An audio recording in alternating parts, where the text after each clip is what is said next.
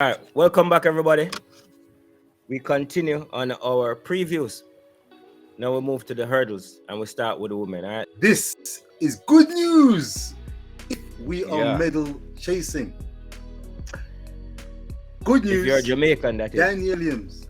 If you're Jamaican, absolutely, as we are. But we are track fans, and I tell you, we have a world-class field. This year, we've got Danielle Williams ranked in at 7.75 seconds fastest for Danielle. I think that's the fastest in the world this year. And Britany Anderson, I think, was it 7.82 seconds? So just 500th of a second behind. Those are coming in as the tuning lights. And there's a third athlete, Cunningham of the United Fine Athletes, and her best time is the same time as Britany Anderson. So those are the three to watch, and hopefully the hurdles don't stop us. Yeah, man. Yeah, because when we look at the times that we see for the 60 meters this year, apart from Danielle Williams, Grace Stark, and Kendra Harrison, Aliyah Armstrong, the three Americans that are between Britany Anderson and Danielle Williams in terms of times, will not be there. Right.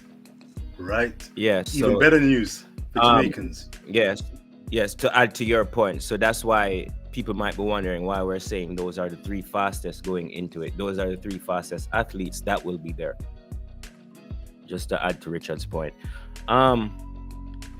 I think it's a strong case. Like it's very hard to predict hurdles because you have the hurdles, and we know sometimes execution of the race can be a problem. But Jamaica look well set to capitalize and probably get more than one medal. Danielle is definitely the favorite, but Britany is definitely a medal contender as well.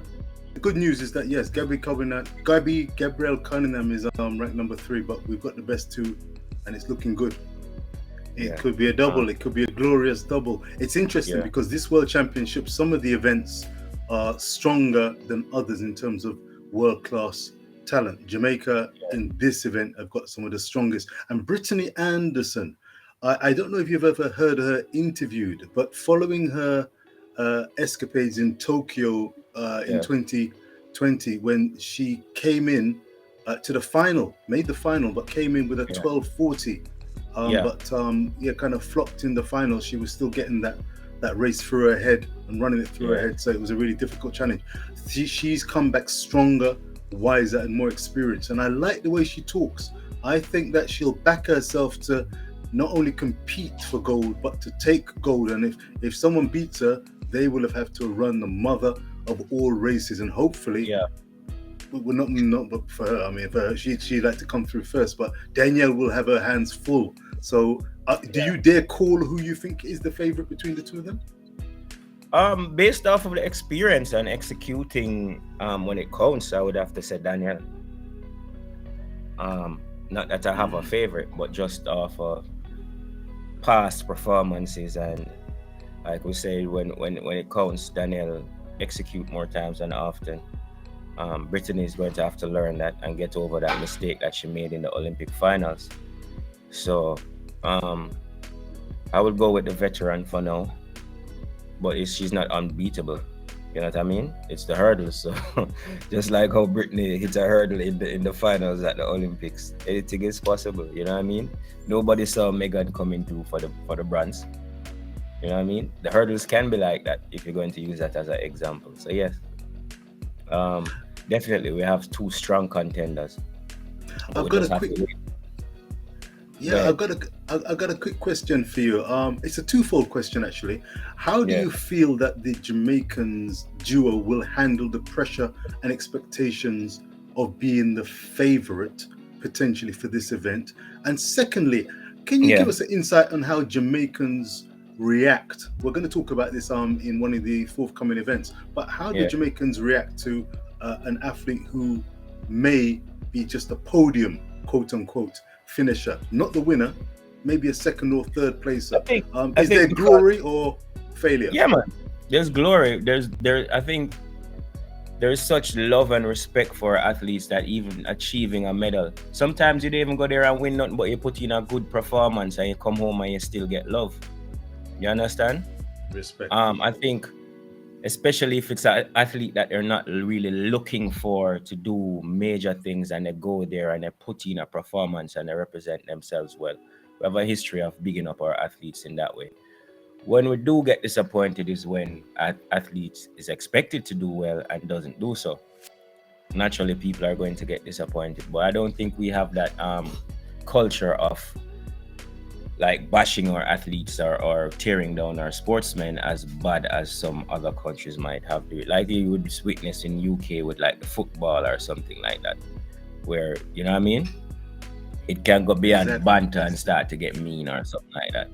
You'll have the odd cases in Jamaica, but on a whole, I think we support our athletes very well. If anything, I think we even bias towards our athletes more than other sports people. You know what I mean? So yeah, um, Well, that's a great answer. That's good to yeah, know I because think Jamaica we treat them great very well. tradition. Yeah, back to the 100-meter hurdles for women though. I think that is probably our strongest event there. We'll have some other strong contenders, especially like you know field events and stuff. But I think this is one that we can look towards as Jamaicans and feel confident about. Him and a great tradition, the likes of Bridget Foster, that's come and gone. But yeah, a Yeah, great tradition, and hopefully there'll be a newly crowned and minted world champion in Serbia. But let's get behind the ladies and wish them the very preparations, and hopefully there's no hitches in over a hurdle. yeah, and could be very important. This World Indoors Championship could be very important in terms of exposing more Jamaicans to the indoor track and field, because we don't traditionally we don't send big track teams, as you can remember from the podcast that we did, where our special guest was saying that he didn't really expect a big team. Probably it was going to be like 3 or 4 people, and then we end up seeing a bigger team than we expected. You know what I mean? Well, the So world indoors are very interesting because it's across the field. And Britain is included. yeah, America will be one of yeah, those. They've got so many track stars and strength and depth, but for yeah. many of the They're events, them they don't when you send their consider it. best. Yeah, when you consider it, they're only sending 46 people. I Wow, think it's wow. 23 men, 23 women. So on a scale of as a World Games, not only is the track smaller and the players smaller, but the teams are smaller. Everything is just scaled down a bit. You know what I mean? Exactly, Um, exactly. So there's opportunities, yeah, as we'll see in some other events. You usually expect and in country to medal, and you'll find that because it's the indoors and all the very best attend for yeah, various reasons, that there's a chance for someone to shine. So yeah, hopefully we'll have the Jamaicans shining and getting that valuable experience as you alluded to, Mr. Primo. yeah. So guys, this will definitely be event for the Jamaican fans to look out for. Most of our papers and local media are it's labeled as, or it's framed as, the Jamaican World Indoors team led by Danielle Williams. So as you can see how they're framing it, they're expecting that goal from Danielle. So for us, this is probably our main event. You know what I mean? Well, looking All at the right. breakdown, that would be the case. I think that would be fair to say. Looking at the research that we've done, that would be Yeah. a fair shout.